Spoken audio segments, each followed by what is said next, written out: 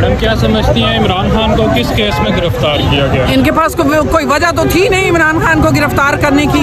इन्होंने जो इमरान खान पे जो केसेस बनाए, इस नुक्कर पे खड़ा हो गए, इस गली से गुजर गए, ना इनके पास उसके लिए कोई चोरी का इल्ज़ाम था, ना इनके पास कोई गद्दारी का मुकदमा था। अल्हम्दुलिल्लाह वो सारे मुकदमा इन 14 पार्टियों के हैं जिन्हें जेलों के अंदर होना चाहिए, जो अदालतों से सजा याफ्ता हैं, जो 50 रुपए के स्टैम्प पेपर में यहाँ से भागे हुए हैं।